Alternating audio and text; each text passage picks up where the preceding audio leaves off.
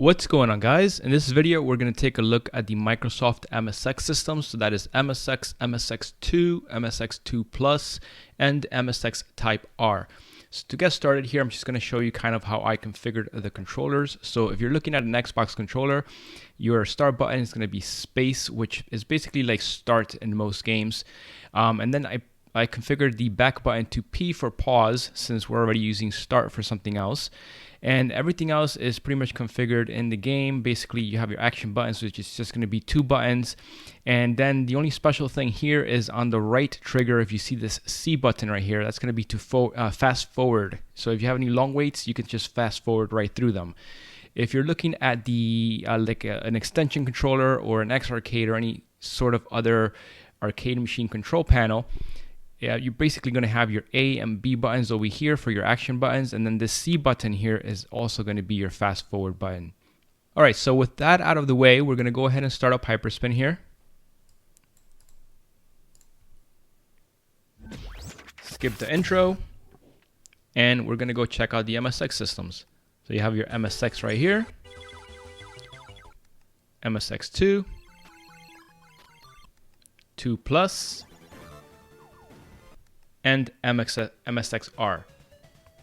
So we're gonna go ahead and go over to MSX2 Plus, and we're just gonna start up a few games here, and I'm gonna show you a few things about these games, and this basically applies to all 4 systems. So let's go over to A, and let's just start this first game right here. Now this one is real simple. I'm just going to show you how you have to press the space bar to continue to get into the game.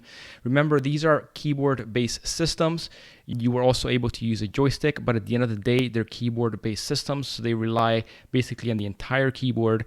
Although, you know, for most games, it's really a joystick and 2 buttons, but sometimes you need to enter commands or enter your name, stuff like that. So we're going to go through all of that in a minute here. So as I said, if you wanted to fast forward through this right here, right trigger on the Xbox controller, or your third top button on your control panel for your arcade machine, and as you can see, you can just fast forward if you do that. So I'm gonna go ahead and press the start button on my Xbox controller, and it's asking you to press space to start. Now with your Xbox controller, you can press start, since I mapped that to space. If you were using your control panel on an arcade machine, you would have to take out the keyboard and press space on that. So that's what I'm going to do right now. And then you're in the game. After that, you can use your control panel. You can use the joystick and the first top 2 buttons.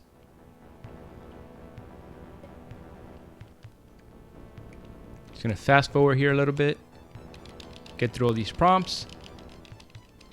Now these, you do have to keep pressing the button to get through. You can't just fast forward through them. I mean, you kind of can, but you still have to press the buttons. There you go. And now you can play.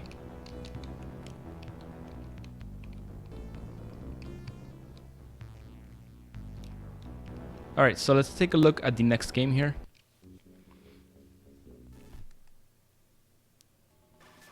This one, there's really nothing much that you have to know about it. So let's try this one. This actually has a few things that I can show you on this game. We're just going to try this one in one more game, and that'll be it.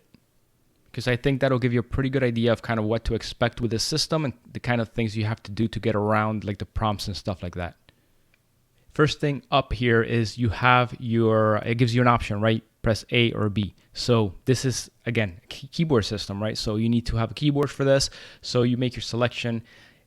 What I do when I have prompts like this in another language is I break out the, Google Translate app on my phone. I put it on camera mode and I point it at the screen so I know what it says. So here it doesn't really matter. I'm just going to press the A key on the keyboard to select that there. And if you translate this, it's asking you for disk 1. Now, you already have disk 1 inserted because that's what, if not, the game wouldn't load. It's already on disk 1. So it's telling you to press space after inserting disk 1. So if I do that, you're going to see that nothing happens and you get the same message again. So this is the first thing I want to show you guys is you have to turn on scroll lock on your keyboard, and that turns on what is called game focus mode. And what that does is it pretty much eliminates the emulator from the picture. This is running on RetroArch. So if you have any hotkeys or anything like that, they're not going to work when you are in game focus mode, right? So it completely disables RetroArch in a way. It's almost like you had the real MSX system with a real keyboard attached to it, and the keyboard is only going to control the actual game itself.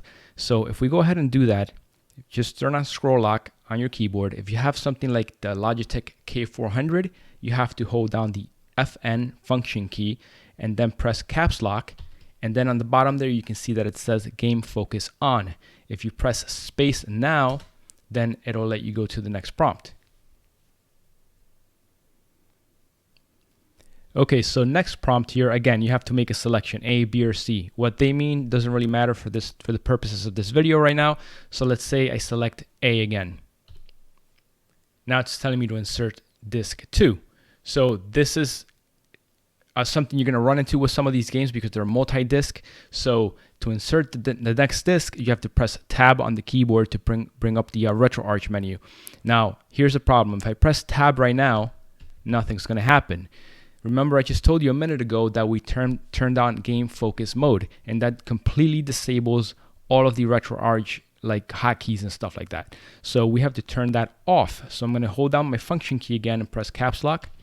Turns game focus off. Now I can press tab.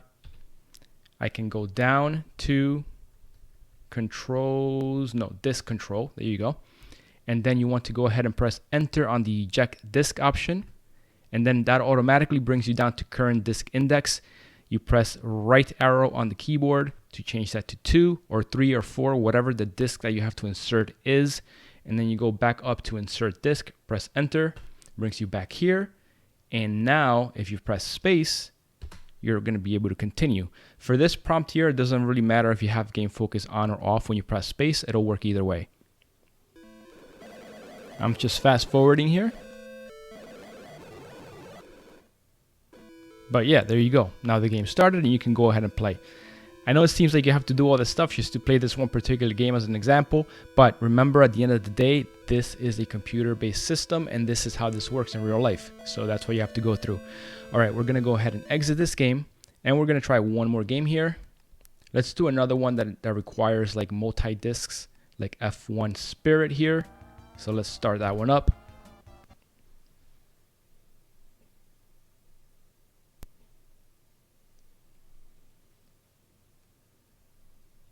Just fast forwarding one more time here.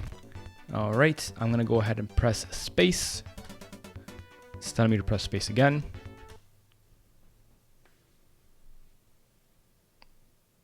Now we're gonna go through a bunch of options, choosing your car color and all that stuff. So let's go to this one here. I'm gonna use my Xbox controller on this one.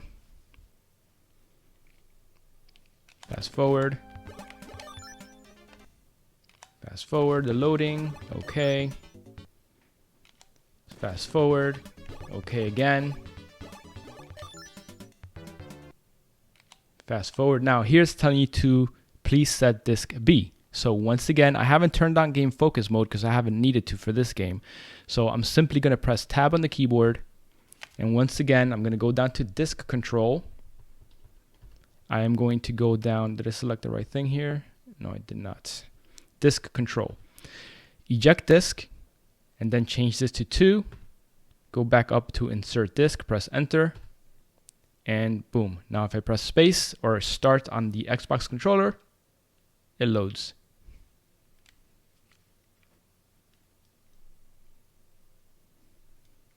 Fast forward it. There you go. That's my gas right there. And we're off. All right, cool guys. So yeah, that is gonna be it for this video. You're pretty much gonna have that same kind of workflow with the majority of these games. I think that by showing you those 3 games and kind of like how to get around them, you should pretty much be able to play any game on here. So hopefully that was helpful and I'll see you guys on the next one.